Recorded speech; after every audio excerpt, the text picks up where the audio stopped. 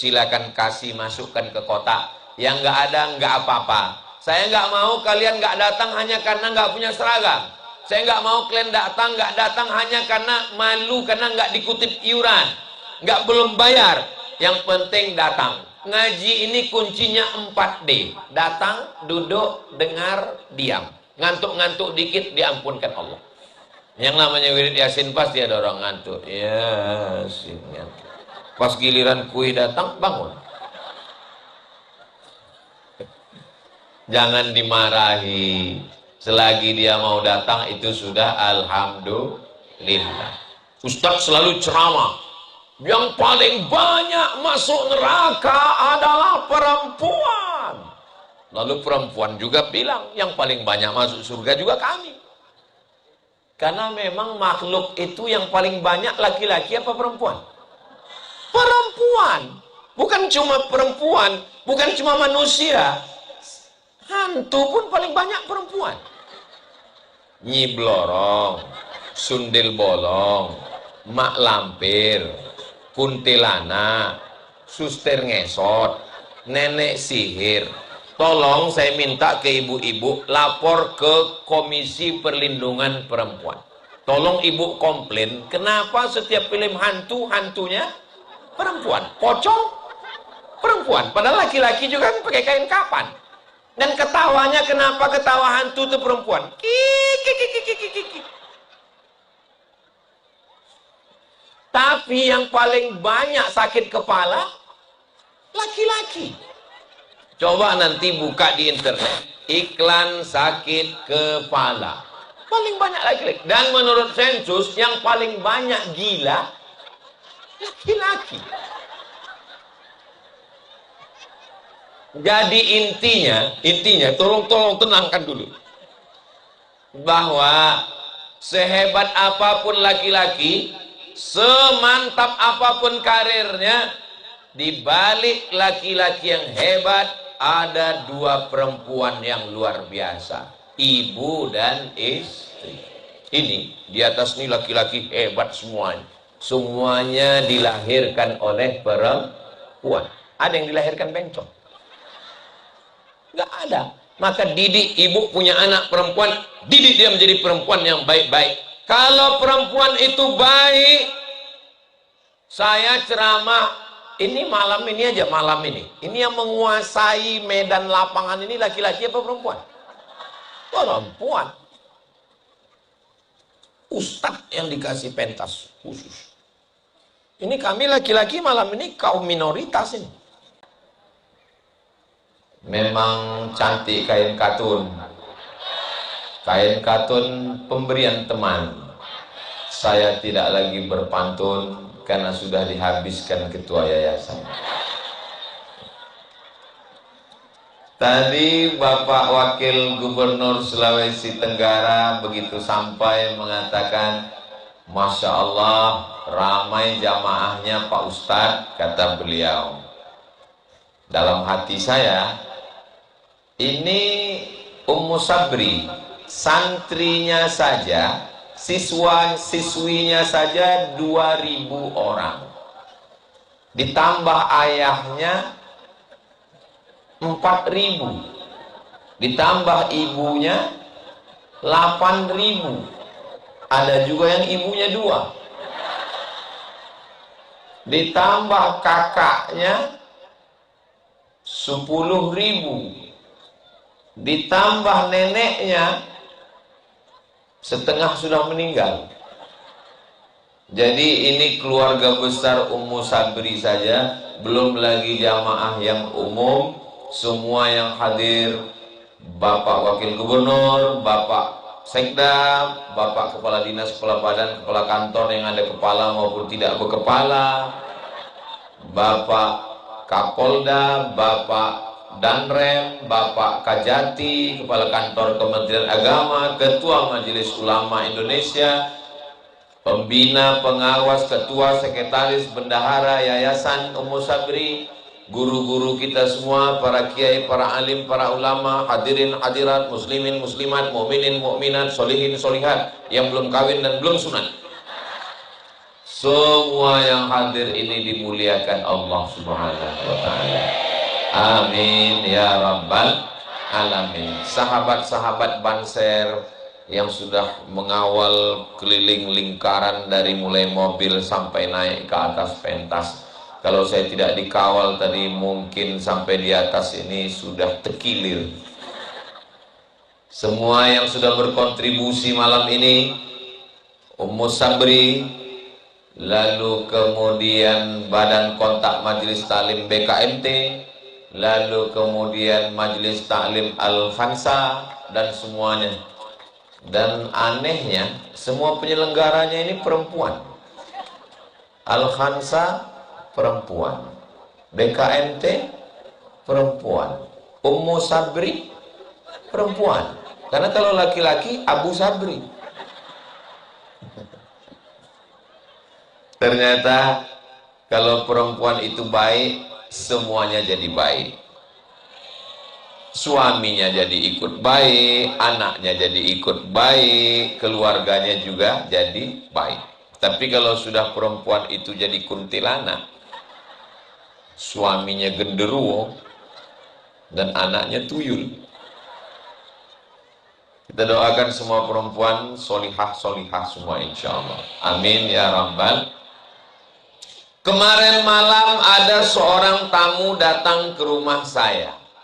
Dia bercerita tentang seorang ibu punya anak 4, mobilnya Alphard. Meninggal hari Jumat. Sakitnya hari Selasa.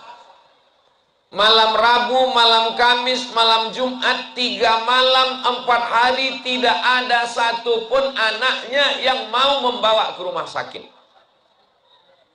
Bukan karena miskin, bukan karena nggak ada mobil, dan orang tua meninggal. Kasus yang lain, ada seorang ibu sakit terbaring 5 tahun di dalam kamar, tidak bisa bangun. Umur di atas 70, anak perempuannya menjenguk hanya sekali. Dan biaya perobatannya 1 bulan 10 juta. Anak perempuannya hanya membantu 1.800.000 selama 5 tahun. Bukan dia miskin, uangnya banyak. Kasus yang ketiga, seorang ibu. Ini kok ibu terus? Memang ibu-ibu bermasalah. Seorang ibu, kata anaknya yang ada di Jakarta, tolong bawa ibu jalan-jalan ke Jakarta. Sampai di sana medical check up, diperiksa dari ujung rambut sampai ke ujung kaki. Lalu dokter mengatakan ini ibu gulanya tinggi.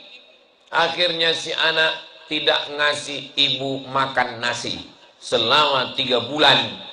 Akhirnya sempoyongan dan tumbang. Dibawa ke rumah sakit. Dokter bertanya, ibu ini kurang gizi. Fakta, nyata, true story, tidak dibuat-buat. Kasus yang keempat, satu oknum calon dokter diminta, dituntut, ditekan senior, atasan, stres, depresi, bunuh diri. Beritanya bisa dicari www.google.com. Akhirnya karena anak tidak lagi terdidik, maka tadi sebelum kemari saat makan saya melihat di TV anak-anak yang tidak bisa dididik oleh orang tua akan diserahkan ke tentara. Silakan daftar segera. Mau dibawa kemana hubungan kita, Besti? Tidak ada solusi lain. Daftarkan anak Anda segera ke Ummu Sabri. Tunggu dulu. Sebelum tanggal penutupan berikut ini, ingat, kuota terbatas. Bapak Ibu yang dimuliakan Allah Subhanahu wa taala, ini yang di hadapan saya ini orang hebat-hebat semua. Jenderal-jenderal bintang 4. Kalau sampai bintang 5 itu penghormatan. Kalau bintang 7 sakit kepala. Di hadapan saya dokter-dokter spesialis, hakim-hakim agung, orang-orang hebat, sarjana-sarjana, ibu bapak hebat di bidangnya masing-masing. Tapi dalam pendidikan anak, kita bukan apa-apa dan bukan siapa-siapa. Betul lu? Tuh ngaku semua. Saya insya Allah kalau disuruh tausiah tablik akbar di gor, gedung olahraga, di lapangan sepak bola, di stadion, tidak angkuh, tidak sombong, bismillah, tawakkaltu 'alallah, la haula wala quwata illa billah. Tapi kalau disuruh mendidik anak TK satu kelas, innalillah. Memang Ustaz pernah nyoba? Pernah saya coba. Ustaz datang ke TK kami ceramah. Oke, siap. Saya sangka mau menceramahi bapaknya, rupanya anaknya. Begitu saya coba ceramah 5 menit, Assalamualaikum warahmatullahi wabarakatuh. Alhamdulillahilladzi bini'matihi tatimmus shalihat. Wassalatu wassalamu ala sayyidis sadat. Saya sudah mencoba ayat dan hadis, satu pun anak TK itu nggak ada yang peduli. Mereka tetap mengecik gigi. Ini saya berpikir nih, kalau saya teruskan ini harga diri saya bisa hilang di TK ini. Akhirnya supaya jangan sampai hilang down saya, lalu saya minta kepada mohon maaf panitia, bisa kepala TK-nya hadir. Datang kepala TK-nya kecil. Tiba-tiba berdiri ibu kepala TK. Lalu dia bilang ke anak TK semua, tepuk anak soleh, anak soleh, sayang mama, sayang guru. Selesai. Dalam hati saya, kalau tahu begitu ngapain nggak saya aja. Ternyata bukan tepuknya, tapi orang yang memberikan tepukan itu. Jadi jangan katakan pisau silet itu tumpul karena dia tidak bisa memotong batang kelapa. Dan jangan katakan kampak itu tumpul karena dia tidak bisa memotong kumis. Karena dia sudah punya objeknya masing-masing. Ibu, bapak, wanita karir, pergi pagi pulang petang, peras keringat, banting tulang, tunggang langgang, lintang kukang. Tidak ada yang bisa mendidik anak kita kecuali lembaga pendidikan yang sudah teruji, maka tidak ada jalan lain. Masukkan ke Ummu Sabri. Dia memang setiap 5 menit diulang terus. Ini Ummu Sabri bukan kekurangan santri. Ummu Sabri tidak kekurangan siswa dan siswi. Dia sudah malah berlebih-lebih, sudah 2.000 orang. Lalu untuk apa Ustadz omongin terus? Saya ingin menyelamatkan anak bangsa kita supaya selamat dari narkoba. Amin. Selamat dari zina, selamat dari LGBT, selamat dari lem kambing, selamat dari pil anjing gila, selamat dari spiritus. Kok spiritus Pak Ustadz? Saking kan inginnya mabuk, mau beli sabu-sabu mahal, mau beli ganja mahal, akhirnya beli Pertamax. Rencana mau mabuk, enggak mabuk juga, karena isinya solar. Akhirnya mabuk spiritus, yang dulu waktu kita kecil untuk lampu strongkeng. Disiramkan ke kopi, rencananya mau mabuk. Begitu diminum bukannya mabuk, mati langsung. Saudara yang dimuliakan Allah Subhanahu wa Ta'ala, bangsa kita bangsa yang besar. Dari Sabang, Aceh sampai Papua, sumber daya alamnya luar biasa. Kalau generasi ini hancur, kita akan terjajah sekali lagi. Cukup kita dijajah oleh Belanda, kita dijajah oleh Jepang, hampir dijajah oleh komunis. Ke depan kita mesti menjadi tuan rumah di negeri kita sendiri, insya Allah. Amin ya rabbal alamin. Bagaimana hubungan Sulawesi Tenggara dengan Ummu Sabri?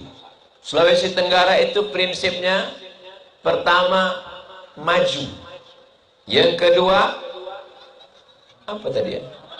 Aman, Yang ketiga, sejahtera. Mudah cara ngingatnya, mas. Maju, aman, sejahtera, ujungnya R, mas R. R-nya religius. Terus tadi Ustadz kok nggak ingat? Saya pura-pura, saya mau ngetes jamaah aja. Lalu apa hubungan Sulawesi Tenggara dengan As-Sabri?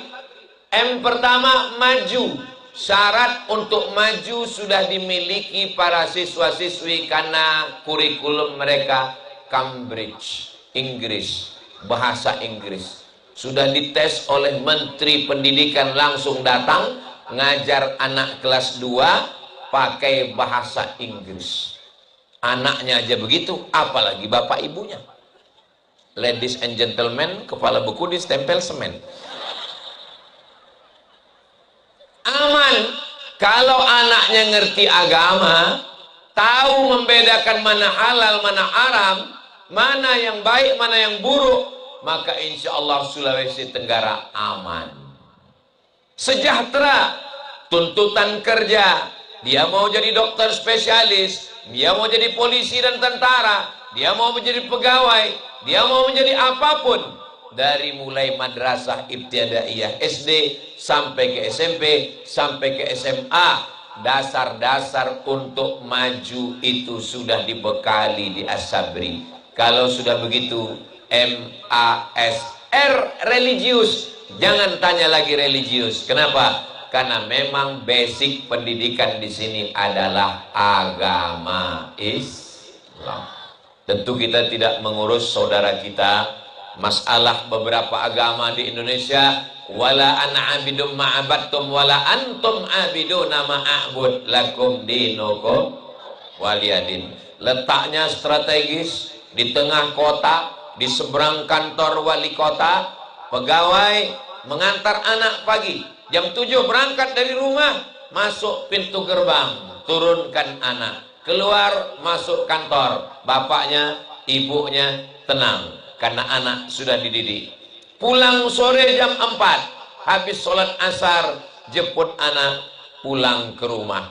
Anak-anak kalau tidak disekolahkan full day, anak-anak ini energinya, tenaganya berlebih. Kalau dia tidak dihabiskan tenaganya di sekolah, nanti dia akan keluyuran ke mall, jalan ke sana kemari. Tapi karena sudah habis di sekolah, pagi dia belajar fisika, kimia, biologi, matematika, bahasa Inggris, bahasa Indonesia, Cambridge kurikulum. Nanti petang dia belajar fikih, akidah, akhlak, hadis, Quran, tafsir, tajwid, tahsin, fikih, usul fikih, belajar agama, belajar nahu, belajar sharaf, belajar bahasa Arab. Sehingga nanti pulang, sholat maghrib, makan, sholat isya, selesai itu bismika Allahumma ahya. Jangan dibaca sekarang, bisa tertidur. Kalau anak-anak ini energinya, otaknya, tenaganya tidak dihabiskan di waktu siang, nanti dia pulang ke rumah, dia akan nonton TV, nonton sinetron. Apalagi di rumah itu sekarang TV sudah 4. Dulu awalnya di rumah itu TV cuma 1. Akhirnya bapak dengan ibunya rebut-rebutan remote. Bapaknya mau nonton bola, ibunya mau nonton hantu. Akhirnya terjadi pertikaian, konflik sampai ke pengadilan agama. Lalu hakim bertanya, kenapa bisa terjadi demikian? Gara-gara remote. Akhirnya hakim memutuskan solusinya beli TV 1 lagi. Bapak nonton bola, ibu nonton hantu. Ibu jadi hantu, bapak jadi bola.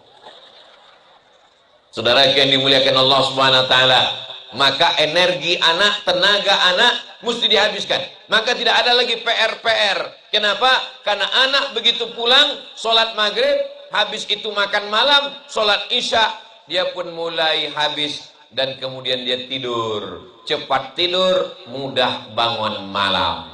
Kalau tidak dihabiskan energi tenaganya di waktu siang, pulang nanti dia scroll, nonton sinetron, nonton film Korea, akhirnya dia ingin seperti artis Korea.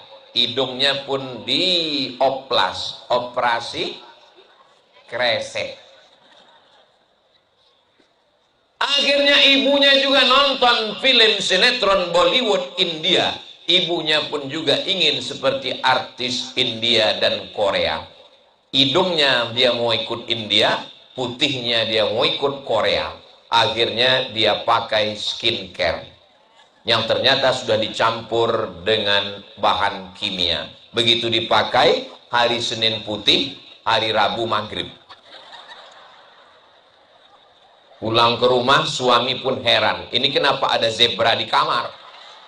Muka putih, leher hitam. Ustaz Somad ini saya kurang suka dengan ceramah dia, karena seringkali menyakiti perasaan saya. Saya terus terang kalau dengar dia tausiah tersinggung saya. Kunci dengar tausiah Ustaz Somad itu satu, jangan tersinggung. Ada beberapa jamaah tersinggung, pulang, ninggal. Allahumma salli ala sayyidina Muhammad wa ashghili zalimin bizalimin wa akhrijna min bainihim salimin wa ala alihi wa sahbihi ajma'in. Sallallahu rabbuna ala nuril mubin Ahmad al-Mustafa sayyidil mursalin wa ala wa sahbihi ajma'in wa ala alihi wa sahbihi ajma'in. Allahumma sholli ala sayyidina Muhammad. Mendidik dengan hati. Kenapa disebut dengan hati? Karena mata diperintahkan oleh hati, telinga diperintahkan oleh hati.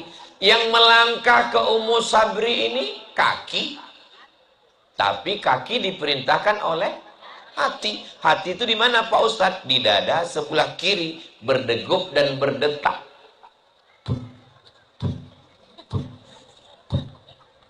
Itu jantung yang normal. Tadi kata Ustadz hati, sekarang ngomongnya jantung. Yang satu bilang jantung, yang satu bilang hati. Supaya mereka nggak kelahi, kita bilang jantung hati. Berdegup dan berdetak, tempat darah menyembur naik ke otak. Darah yang ada dalam jantung hati naik ke mata, matanya jadi baik. Dari jantung hati naik ke telinga, telinganya jadi baik. Dari jantung hati naik ke otak, otaknya jadi baik. Bapak Ibu hafal semua ayatnya. Nasiyatin kazibatin khati'ah. Itu enaknya ceramah di Ummu Sabri ini. Nyambung, jamaahnya hafal Quran. Walaupun juz 30. Nasiyatin, ubun-ubun otak bagian depan. Kazibatin, pembohong. Khati'atin, penjahat, pelaku dosa. Loh, yang berdosa kan mata, yang berdosa kan tangan, yang berdosa kan kaki, yang berdosakan telinga, yang berdosakan kemaluan, yang berdosakan lisan. Kenapa dikatakan yang berdosa otak, ubun-ubun bagian depan? Karena ternyata yang memerintahkan mata, yang memerintahkan telinga, yang memerintahkan mulut, yang memerintahkan tangan, dan yang memerintahkan kaki adalah otak bagian depan. Yang nggak ada otak, makan otak-otak. Ustaz Somad, tadi katanya jantung hati, sekarang otak. Dari jantung darahnya naik ke otak. Otaklah yang memerintahkan mata. Jantung dapat darah dari mana? Jantung dapat darah dari makanan. Maka ibu bapak kasih anaknya makanan yang halal. 1 mangkok nasi haram, Ustaz kok ingat mangkok nasi? Soalnya tadi saya makan nasi 1 mangkok. Tapi mangkoknya kecil. 1 mangkok nasi haram berubah menjadi setetes darah. Darah haram masuk ke jantung. Dari jantung naik ke otak. Otaknya jadi jahat. Yang susah ngajar siapa? Ustadz dan ustazah di Ummus Sabri. Tapi kalau ibu bapak kasih makanan halal, insya Allah anaknya juga baik. Itu makanya mendidik dengan hati. Mendidik dengan handphone. Apa kata Ustadz tadi? Anak nangis, kasih handphone. Anak nangis, kasih handphone. Anak nangis, kasih handphone. Anak tergantung dengan handphone. Ingat, kita sekarang 30, 40, 50, 60. Nanti pas kita sudah tua, kita nangis, kita mau mati, kita sakratul maut, dia balas. Dulu waktu aku kecil kamu kasih handphone kan? Iya. Sekarang waktu kamu mati pun saya kasih juga handphone. Mohon maaf ya Ma, mohon maaf ya Pak, mohon maaf ya Ayah, mohon maaf ya Ibu. Sebentar saya cari dulu aplikasi Yasin. Dengar sendiri. Yang saya omongkan ini bisa terjadi atau tidak? Bisa. Tapi anak-anak kita di Ummus Sabri dikasih makanan yang halal, darahnya bersih, naik ke otak-otaknya bersih. Saya sudah banyak nanya ke ustadz dan ustazah guru yang ngajar di sekolah. Ibu sudah lama jadi guru, Bu. Sudah 40 tahun Ustadz Somad. Gimana rasanya ngajar?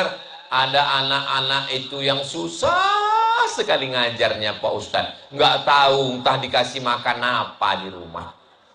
Makanannya tetap nasi, makanannya tetap cumi, makanannya tetap kepiting, makanannya tetap ikan, tapi dikasih dari uang yang haram. Itu mengapa pesan Allah dalam Al-Quran, kulu, makanlah min thayyibat, yang baik-baik saja. Saya yakin dan percaya ini yang hadir ini semua makanannya baik-baik semua. Kalau nggak baik nggak mungkin dia mau melangkahkan kaki datang. Bapak Wakil Gubernur di tengah kesibukan hadir. Bapak-bapak yang diminta untuk mewakili hadir karena satu dan lain hal, karena kesibukan. Adapun yang lalu-lalu mungkin kita punya dosa, pernah makan haram. Mudah-mudahan Allah mengampunkan semua dosa-dosa kita insya Allah. Allah kayak bersih aja Ustadz Somad itu ngomong. Memangnya Ustadz gak pernah makan haram? Pernah. Ustadz pernah makan haram? Kapan Ustadz? Waktu siang bulan puasa nggak puasa. Masa Ustadz Somad pernah nggak puasa? Dulu waktu masih sekolah. Saya puasa, datang kawan saya ngajak. Makan siang, Mat. Saya bilang, haram. Ini ada soto. Oke. Pengaruh teman. Pengaruh kawan di luar sana luar biasa. Tapi di Ummus Sabri temannya baik-baik. Tapi kami jauh dari kota Kendari, Ustadz. Kami di provinsi, kami jauh. Kami di kabupaten kota. Nggak ada halangan. Karena di sini ada asrama. Di sini ada boarding, di sini ada pesantren yang kebetulan rumahnya di Kendari, antar pagi pulang sore. Alhamdulillah Pak Ustadz, anaknya sudah baik, anaknya baca Quran, anaknya udah sholat. Yang jadi masalah ini Pak Ustadz, siapa Bu? Suami saya. Mudah-mudahan nanti Ummus Sabri juga membuka pesantren khusus untuk bapak-bapak. Namanya Abu Sabri. Di belakang. Jadi bapak-bapak yang nggak sholat, yang nakal, yang mancing nggak pulang-pulang, mancing keributan, nah itu diserahkan di sini. Namanya pesantren kilat hari Sabtu dan Ahad. Ibu setuju? Setuju mereka Ustaz. Berarti ada peluang. Saudara yang dimuliakan Allah Subhanahu Wa Taala. Jadi mendidik dengan hati ini kita mesti kerjasama dengan baik. Bapak ibunya di rumah kasih makanan halal, gurunya di Ummus Sabri mendidik dengan tenang. Ibu, bapak nggak bisa bayar anak-anak ini dengan duit lalu katakan ke guru, wahai guru, didik anak saya gaji kamu. Oh, tidak begitu guys. Guru bukan pegawai laundry. Guru bukan pegawai kebersihan. Guru bukan pegawai karyawan yang digaji. Guru adalah orang mulia. Yang bapak ibu bayar tiap bulan itu bukan ilmunya, bukan perhatiannya, bukan tetes peluh keringat air matanya, bukan doanya saat mengajar anak ibu, tapi waktunya. Sebetulnya ustadz dan ustazah, bapak ibu guru ini bisa ke laut, bisa nanam sawit, bisa bisnis, tapi karena dia punya jiwa mendidik, maka dari pagi, siang, petang dia didik anak bapak ibu. Waktunya itulah yang dibayar sebagai kompensasi. Ini keyakinan yang mesti diluruskan di kepala orang tua. Ini sekarang banyak orang tua mentang-mentang dia kaya, mentang-mentang duitnya banyak, mentang-mentang dia pejabat, lalu enaknya saja datang, mana guru kamu? Mana? Oh, tidak begitu. Saya tidak sanggup mendidik anak saya sibuk, saya jauh, maka saya serahkan ke lembaga pendidikan. Assalamualaikum Ustaz, ini anak saya namanya Mizian Hazik Abdillah, ini anak saya namanya Sami Ahmad Mesbahi Ibadillah, tolong didik mereka ya. Guru bukan lawan, guru bukan musuh, guru adalah partner yang menolong kita Bapak Ibu. Aku tidak sanggup mendidik anakku Pak, tapi Ustaz Somad kan Ustadz. Iya, tapi saya spesialis tablik akbar. Ini anakku ini mesti dididik dengan baik. Akhirnya anak saya dididik di sekolah dengan baik. Lalu kemudian weekend akhir pekan saya panggil, Hazik, baca surat-surat pendek. Amma yatasaalun anin naba'il azim alladzi hum fihi mukhtalifun kalla saya'lamun thumma kalla saya'lamun alam naj'alil arda mihada. Beberapa tahun yang lalu dia masih TK, dia sudah hafal juz amma. Meleleh air mata saya. Kau masih kecil nak, belum bisa baca, tapi sudah bisa hafal karena gurumu di sekolah. Saya datang ke sekolahnya, saya mau terima kasih ke gurunya, saya mau cium tangan gurunya. Sampai di sekolah enggak jadi, gurunya perempuan. Kalau kita belum bisa memberi mereka hadiah, kalau kita belum bisa memuliakan, menghormati mereka, maka paling tidak doakan mereka, balas jasa mereka, ungkapkan terima kasih kita. Bapak Ibu guru, saya datang dari Jawa berterima kasih banyak, anak saya sudah. Tapi yakinkan dulu itu memang gurunya. Soalnya takutnya udah selesai ngomong, mohon maaf Bu, gurunya yang sebelah sana. Yakinkan dulu dengan baik. Man ahsana ilaikum, siapa yang sudah berbuat baik kepada kamu, fakafi'uhu, balaslah.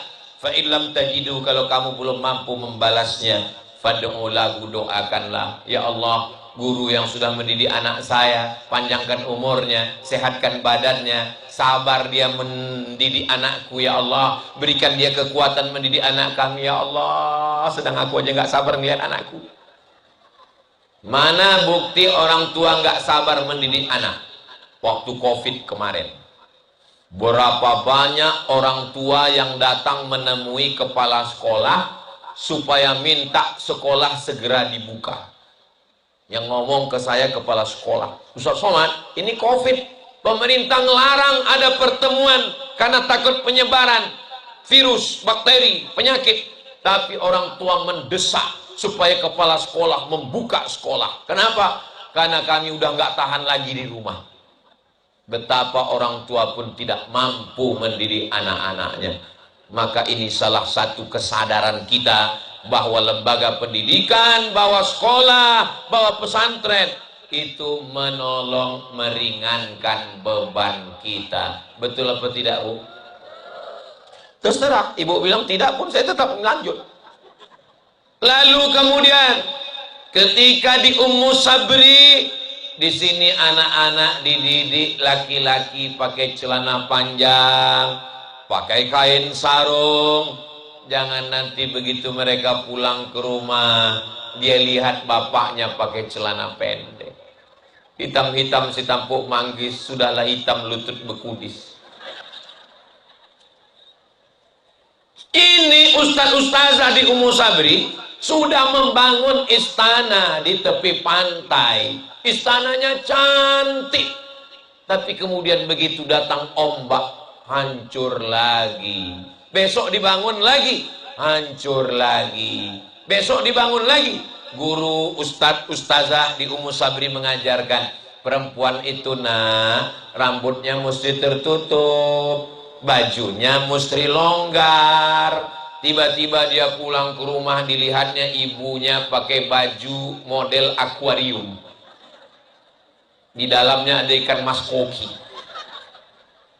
Buyar semua pendidikan. Akhirnya anak kita mengalami kepribadian ganda. Satu sisi dia sayang sama gurunya, tapi satu sisi dia juga sayang sama ayah ibunya. Di matanya ayah ibunya nggak mungkin salah, tapi menurut pengajaran gurunya ini salah karena bertentangan dengan ajaran agama Islam. Akhirnya dia confused, dia mengalami kebingungan, otaknya belum bisa nangkap itu. Maka ibu tolong paksa-paksakan diri pakai jilbab panjang, baju panjang. Jangan lagi dipakai baju yang belum selesai dijahit. Namanya you can see. You, kamu can, bisa see, melihat. Kamu bisa melihat ketiak seperti leher onta. Ustadz ngomongnya kok begitu, biar supaya melekat di hati dan pikiran. Nanti kalau pulang dipakai langsung ingat leher onta.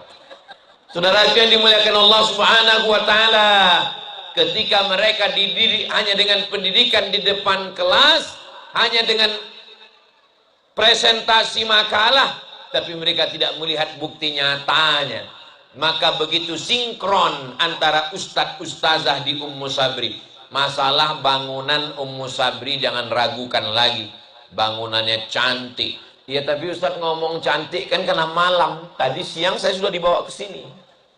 Tadi siang sebelum ke hotel saya dibawa dulu mampir keliling untuk melihat ini Ummu Sabri, ini pintu masuk, ini pintu keluar, ini bangunannya. Saya tak bisa berkata-kata. Wow, amazing.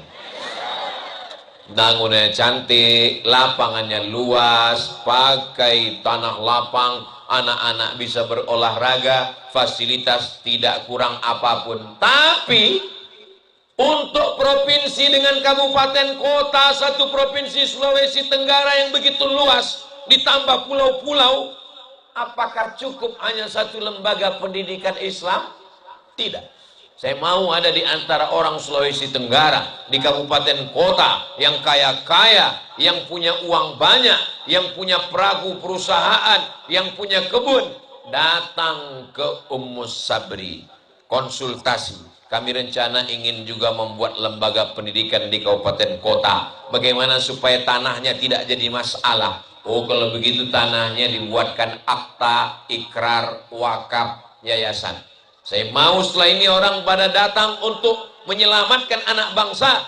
1945 Presiden Soekarno-Hatta mengproklamirkan kemerdekaan Indonesia.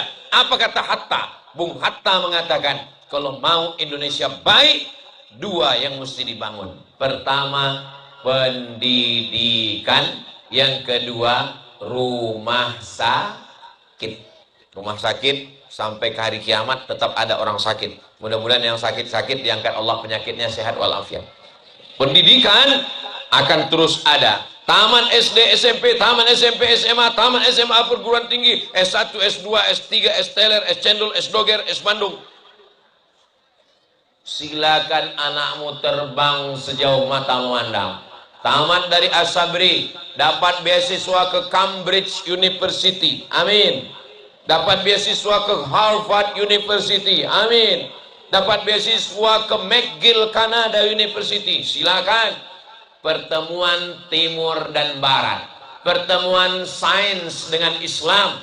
Di sini dia belajar Quran, belajar hadis.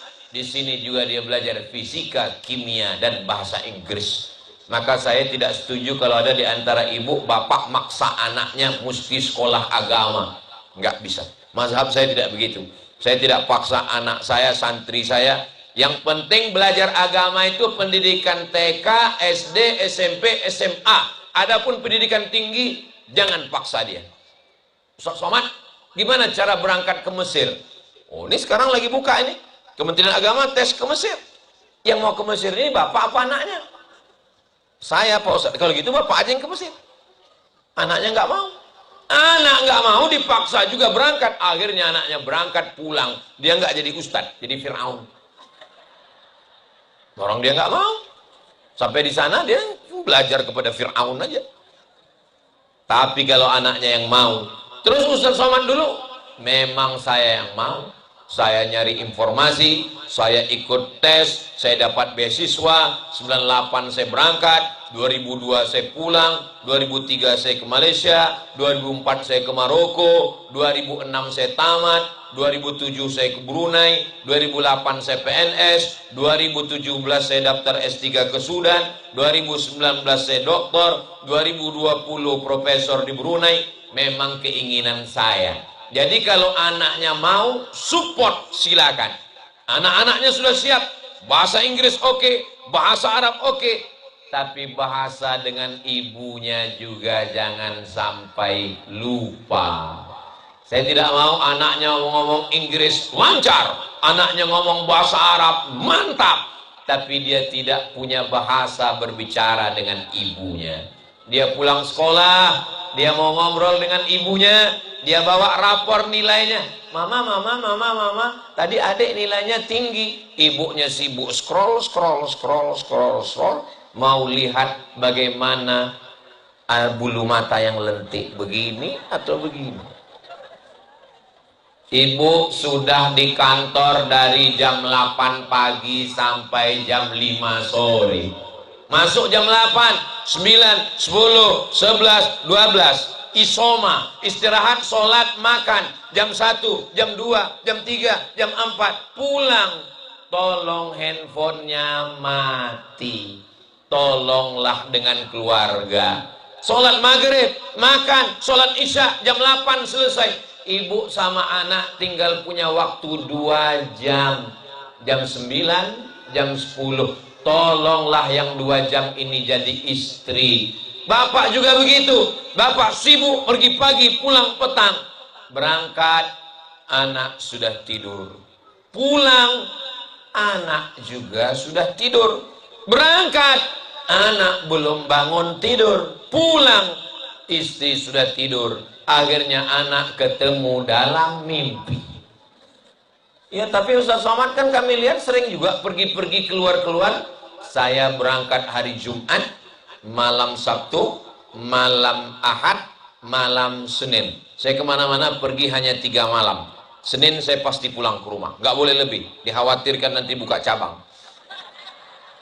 Hari Senin saya pasti pulang ke rumah. Hari Selasa, hari Rabu, hari Kamis saya bukan ustadz. Hari Selasa, hari Rabu, hari Kamis saya seorang suami, saya seorang ayah, saya seorang guru.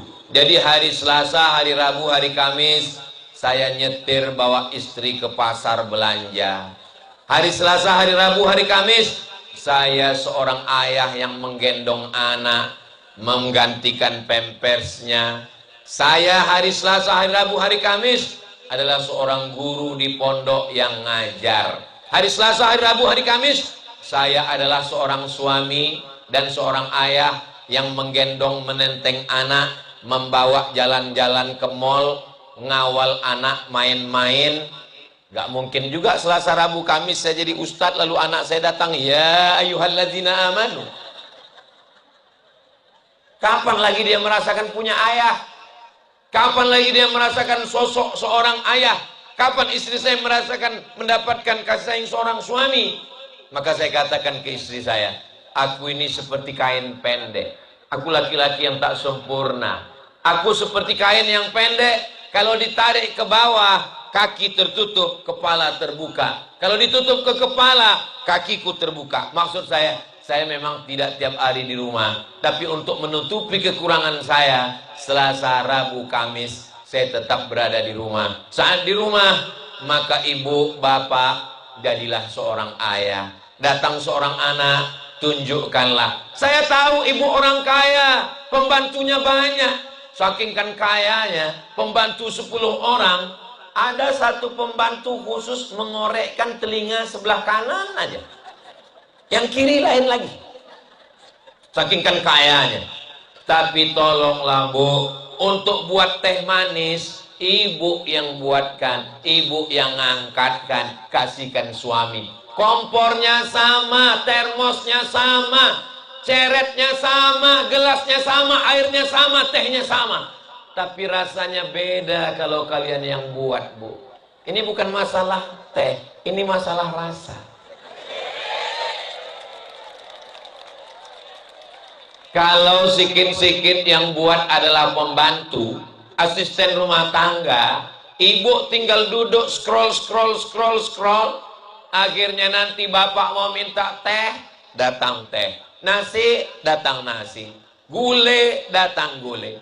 Nanti pas masanya libur Idul Fitri, 10 hari menjelang Idul Fitri, asisten rumah tangga pulang kampung, anaknya nangis. Mbak, jangan pulang. Siapa yang nyuap adik besok makan? Yang khawatir bukan cuma anaknya nangis, suami ibu nangis juga.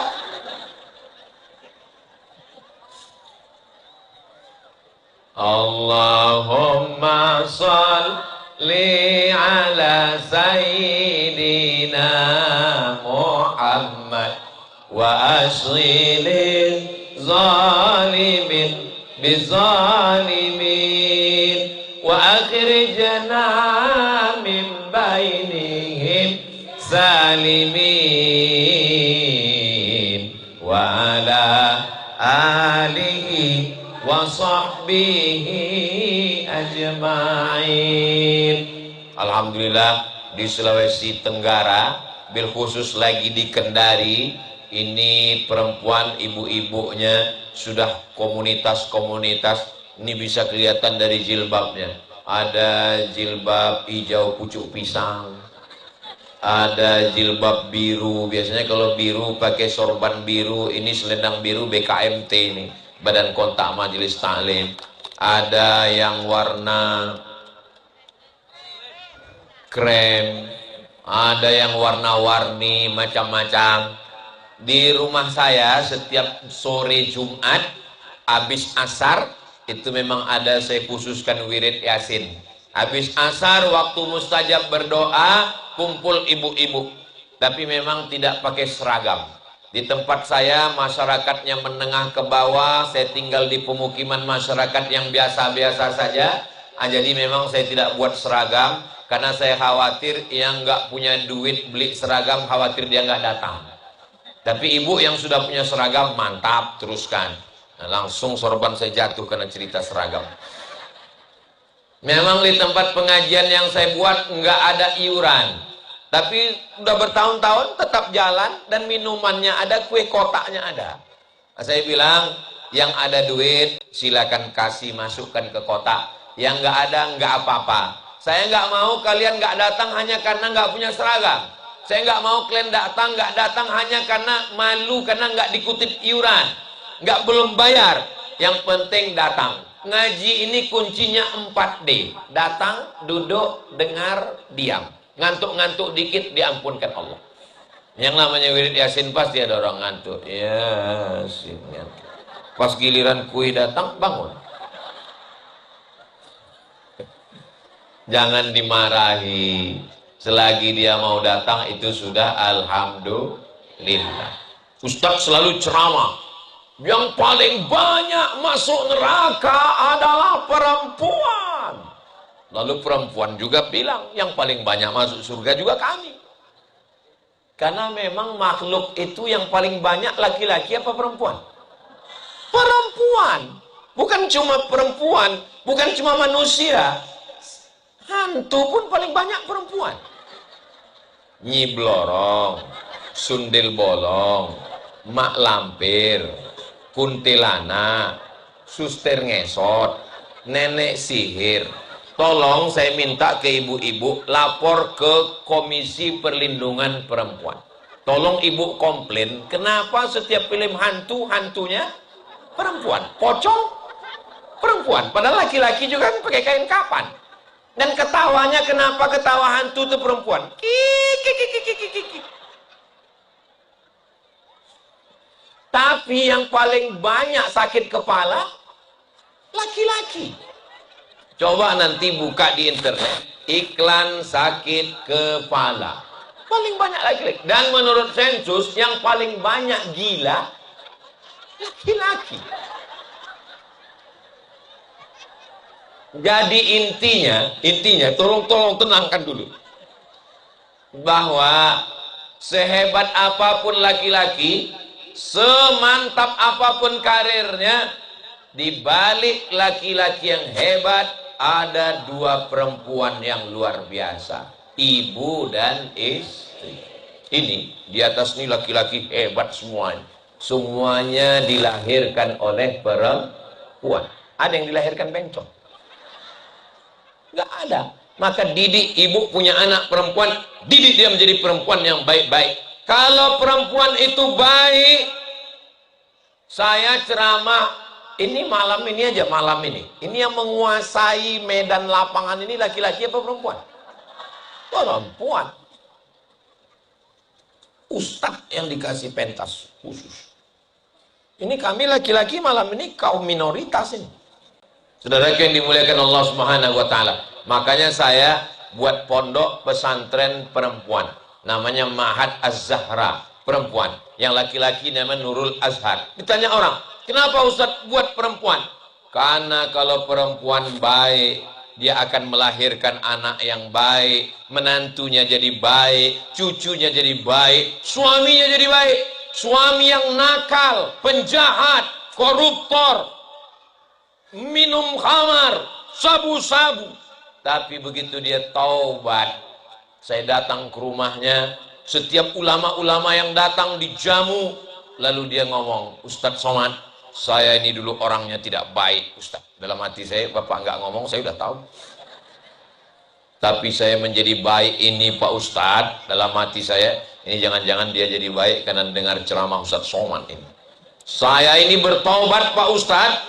Ya, saya sudah tahu jawabannya, pasti karena ceramah TikTok Ustadz Somad kan. Saya ini jadi baik sekarang Pak Ustadz karena istri saya. Oh, bukan karena saya. Istri Bapak ustazah? Enggak, istri saya perempuan biasa. Tapi kalimat dia masuk ke hati saya Pak Ustadz, masuk ke pikiran saya Pak Ustadz. Memangnya istri Bapak ngomong apa? Dia ngomong nggak banyak-banyak Pak Ustadz. Dia cuma ngomong 5 kata. Nanti kalau abang mati gimana? Nggak ada dia ceramah sampai 1 jam tablik akbar pakai pentas, pakai sound system, nggak ada. Ngomong cuma 5 kata. Nanti kalau abang mati gimana? Jadi bapak, ibu-ibu yang suaminya masih belum tobat, pulang dari sini, coba jurus ini. Nanti kalau abang mati gimana? Yang dari hati akan ke hati juga sampainya. Yang dari mulut cuman sampai di mulut. Namanya MLM, multi level marketing. Apakah yang saya omongin selama 1 jam ini sampai ke hati? Alhamdulillah. Tadi saya maju jam 9, jam 8 lewat 10. Saya belum ada ngelihat jam selama ceramah ini, tapi terasa semut kayak sudah naik ke atas. Maka saya lihat jam, rupanya sekarang sudah jam 9 lewat 10. Rupanya saya sudah berdiri 1 jam. Di mana-mana saya tausiah 1 jam. Tapi di Ummus Sabri ini lebih karena saya kemari tidak lewat 3 tahun. Jadi saya lebihkan 1 jam 5 menit.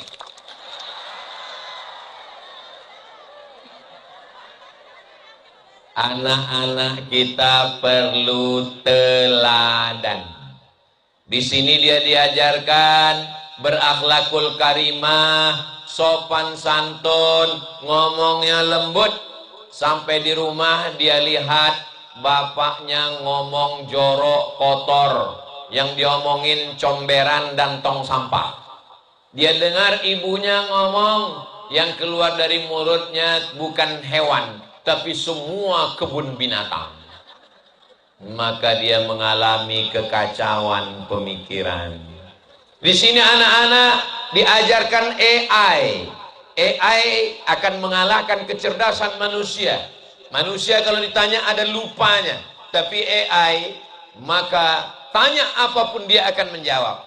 Tapi ada yang tidak bisa dilakukan AI. AI tidak bisa membedakan mana hak, mana batil, mana bengkok, mana lurus, mana hitam, mana putih, mana baik, mana buruk. Karena AI hanya penyedia informasi yang bisa menyarankan dengan nasihat, dengan keteladanan. Yang tidak bisa dilakukan AI adalah hati, karena AI tidak punya hati.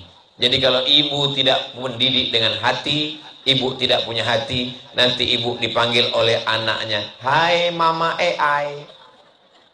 Suami kalau dia tidak punya hati, suami AI. Karena memang kita sekarang semuanya internet, semuanya online. Ngaji online, pinjaman online, game online, judi online, istri online, tapi nerakanya offline.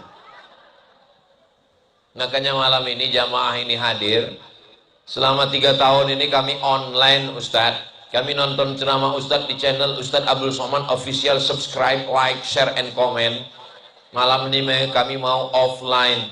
Tadi begitu pesawat landing, lalu kemudian saya lihat di kaca ada percikan hujan. Saya lihat langit mendung gelap.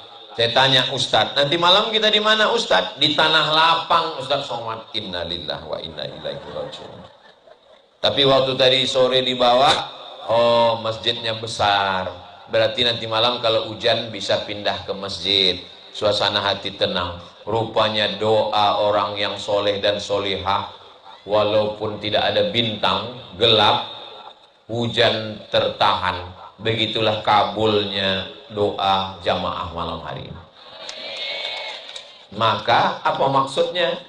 Manfaatkan lisan yang terkabul doa untuk mendoakan anak-anak. Sholat hajat. Sholat hajat tidak mesti malam. Sholat hajat bisa setelah sholat doa. Sholat hajat bisa setelah sholat isyraq. Sholat hajat bisa setelah sholat zuhur. Sholat hajat bisa setelah tahajud malam. Bagi yang pakai usolli sunnatal hajat. Bagi yang nggak pakai usolli, nggak pakai usolli. Allahu Akbar. Jangan kelahi masalah usolli nggak usolli. Ini ikhtilaf antar ulama. Yang penting substansinya berdoa. Tapi berdoa baca Quran bagus. Berdoa habis baca Yasin bagus. Yang paling bagus adalah berdoa setelah selesai sholat hajat. Ayatnya Pak Ustadz, saya kalau setiap menjelaskan sholat pasti jamaah nanya, ayatnya Pak Ustadz kayak banyak hafalan aja. Ya kulhu itu apalagi. Wallahu ahad. Nah, di sujud terakhir minta sama Allah. Tapi saya nggak bisa bahasa Arab Pak Ustadz. Yang nggak bisa bahasa Arab mintanya dalam hati pakai bahasa masing-masing. Selamatkan anakku dari narkoba, selamatkan anakku dari playboy cap tupai, selamatkan anakku dari lem kambing, selamatkan dia ya Allah, bukakan pintu hatinya belajar ya Allah. Di sujud terakhir setelah salam minta lagi sama Allah. Al-Fatihah artinya pembuka, membuka pintu hati yang terkunci, membuka pintu pikiran menerima pelajaran. Bacakan, ya Allah bukakan pintu hati anakku Al-Fatihah, bukakan pikirannya Al-Fatihah, selamatkan dari perbuatan aniaya zalim Al-Fatihah, jangan sampai dia membuli teman-temannya Al-Fatihah, buat guru-gurunya sayang mendidik dia Al-Fatihah. Berapa kali Pak Ustaz? Sebanyak-banyaknya. Karena mulut lisan membaca subhanallah, alhamdulillah, la ilaha illallah, Allahu akbar. Tapi kalau anaknya nanti libur sekolah, ini nanti habis ujian semester pulang, diminta ngasih kultum, ngomong bahasa Inggris di masjid, orang nanya, itu anak ibu ya? Iya. Yang di Ummu Sabri, betul. Hebat dia anak ibu. Siapa dulu mamanya? Jangan sombong. Jangan angkuh, segera balikkan kepada Allah. Subhanallah walhamdulillah wala ilaha illallah wallahu akbar wala haula wala quwwata illa billahil aliyyil azim.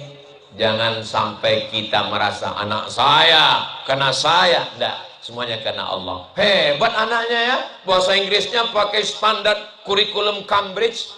Alhamdulillah. Ini anak ibu, alhamdulillah. Ini suami, innalillah. Saudara yang dimuliakan Allah Subhanahu wa taala, salah satu sebab ain diambil dari kata mata. Gara-gara mata melihat, muncul hasad dan dengki, datang setan menghampiri, itulah terkena penyakit. Maka semuanya balikkan kepada Allah. Alhamdulillah, Masya Allah, Tabarakallah. Yayasan Ummu Sabri sudah berbuat, ustadz dan ustazahnya sudah mendidik, bapak ibu wali muridnya sudah melakukan. Tapi ada orang yang mungkin tidak berkecimpung di bidang pendidikan. Mereka tidak ngajar, mereka tidak ceramah, mereka tidak tablik akbar, mereka tidak hafal Quran, mereka tidak dengan ayat, mereka tidak dengan hadis, tapi mereka menolong agama dengan tanda tangannya. Mahasiswa yang berhasil TOEFL, Test of English Foreign Language, yang berhasil TOEFL, Test of Arabic Foreign Language, kasih beasiswa ke Al-Azhar Kairo Mesir. Bisa atau nggak bisa? Bisa. Ustadz Abdul Somad dulu waktu ke Mesir 98 itu dapat beasiswa, ya. Dapat beasiswa dari mana? Dari Al-Azhar Mesir. Ustadz nggak ada buat proposal? Ada. Saya buat proposal ke bupati, ke wali kota, ke gubernur, saya kirim. Satu pun nggak ada yang membalas. La salam wala kalam. Apakah lalu karena nggak dibalas lalu saya nggak berhasil kuliah? Saya S1 Al-Azhar, saya S2 Darul Hadis Maroko, saya S3 Omdurman Islamic University Sudan, saya profesor dari Universitas Islam Sultan Syarif Ali Brunei Darussalam. Saya tetap sekolah.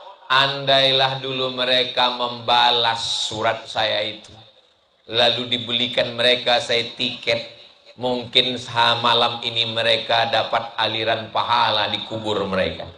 Tapi memang dasar mereka nggak mau dapat pahala, itulah dia nggak ngasih saya beasiswa. Ustaz sakit hati, saya enggak, cuma ingat aja.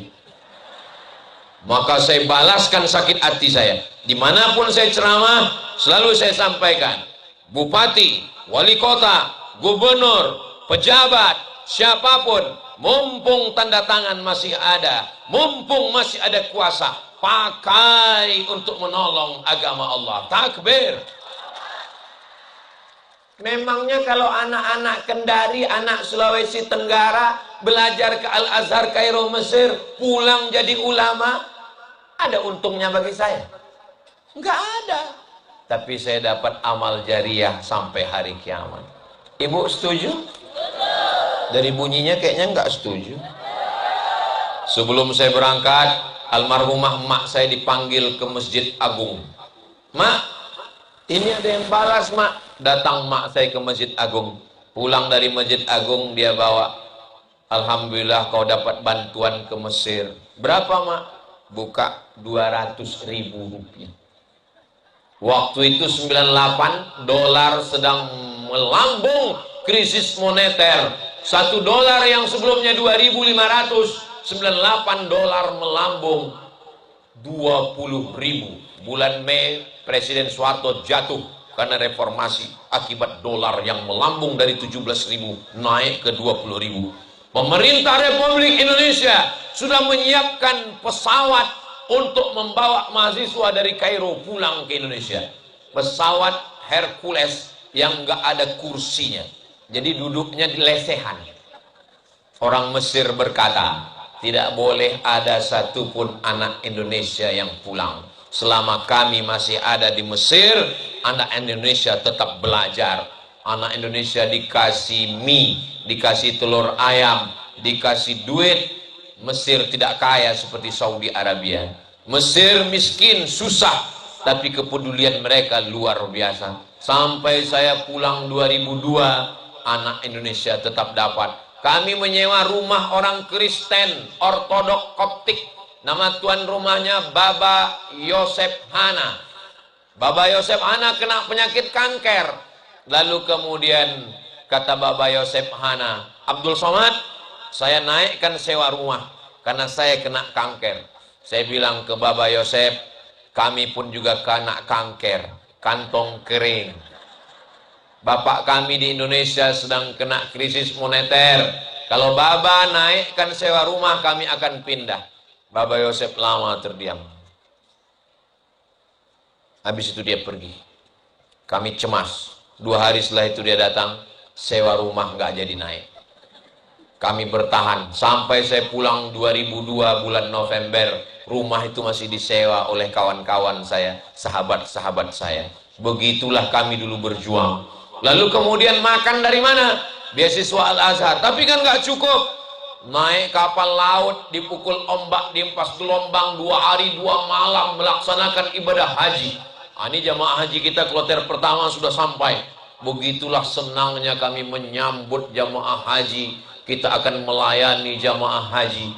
Tapi jamaah hajinya begitu kita dekati takut, dikiranya kita copet. Sudah lama kerja di sini. Sombong-sombongnya jamaah haji.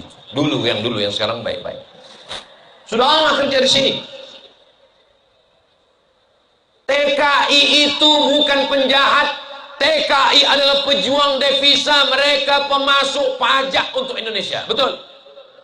Kenapa kalian menghina? Kami bukan TKI, Pak. Kami mahasiswa. Ngapain sekolah jauh-jauh? Kamu dari mana? Dari Riau, Pak. Memangnya nggak ada tempat belajar di Riau? Ada, Pak. Terus kenapa jauh-jauh kemari? Saya pemburu beasiswa. Terus di sana nggak ada sekolah? Ada. Tapi sidang terbuka 5 juta, tertutup 10, buka tutup 15. Saya terbang sejauh mata memandang. Akhirnya saya pulang, berdakwah keliling. Maka dimanapun tempat selalu saya sampaikan, Badan Amil Zakat Nasional support. Jangan buat sekolah yatim. Jangan buat sekolah du'afa. Itu menjatuhkan mental mereka. Mereka menjadi tidak punya percaya diri. Kamu yang tamat dari sekolah du'afa itu kan? Nih Ummu Sabri. Memang di sini ada yang nggak berbayar. Memang di sini ada yang gratis. Tapi tidak disebut mereka yatim. Mereka tidak disebut. Mereka disebut anak berprestasi subsidi silang. Mereka punya kebanggaan. Sehingga antara anak pejabat, anak orang kaya, anak orang hebat, anak rakyat jelata, semua sama. Dan mereka berprestasi. Mereka dapat beasiswa itu bukan karena miskinnya. Mereka tidak menjual kemiskinan. Tapi karena mereka punya otak yang cerdas, punya akhlakul karimah, berprestasi. Akhirnya mereka pun akan pulang. Coba kalau dibuat sekolah miskin, sekolah gratis, sekolah yatim, sekolah du'afa. Pulang mereka kuliah, mereka mau minang anak ibu. Nggak usah nak ya. Kenapa? Ini alumni du'afa. Tapi kalau ditanya, kamu dulu? Saya dari Ummu Sabri. Tapi kami termasuk program yang berprestasi. Dia pede, dia punya kebanggaan. Nanti anak bapak ibu yang sudah jadi orang-orang hebat akan mengadakan reuni akbar Ummu Sabri. Tahun 2000... Sekarang saya kemari 2025. Mereka ngadakan reuni 2035, 2045, 2055.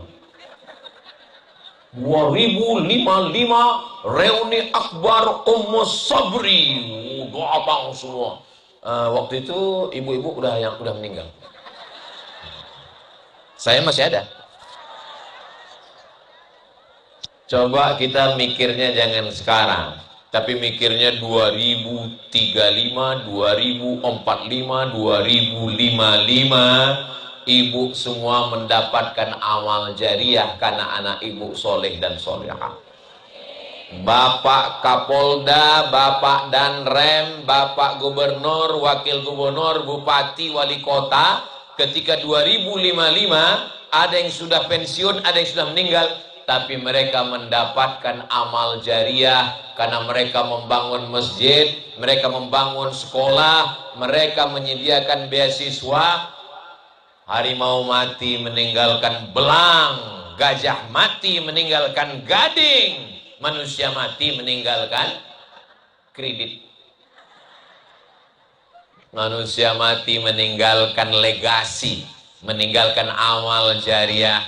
Saya tidak ada niat apa-apa, saya cuman kita mau ada yang saya sampaikan. Jangan sampai nanti ketika orang meninggal dunia ditanya Allah, ada kamu bangun sekolah, ada kamu wakafkan tanah, ada kamu beri beasiswa? Enggak ada, karena sibuk mengurus negara. Kenapa kamu tidak buat? Karena Ustaz Somad tidak pernah mengingatkan kami. Lalu saya ditanya, Abdul Somad, kenapa kau tidak pernah mengingatkan? Karena aku takut mereka tersinggung. Saya sampaikan apa yang ada di mulut saya, apa yang ada di hati saya. Niat saya tidak banyak, supaya kita semuanya mendapatkan amal jariah, insya Allah. Amin ya Rabbal Alamin. Itulah yang dapat saya sampaikan pada malam yang penuh dengan kebahagiaan. Sekarang sudah jam 9:30, sudah lewat 1 jam. Itulah hadiah 3 tahun kedatangan ke Kendari. Di akhir majelis mari kita sama berdoa. Mudah-mudahan anak-anak kita, anak-anak yang soleh solehah, penghafal Quran, mujahid fisabilillah,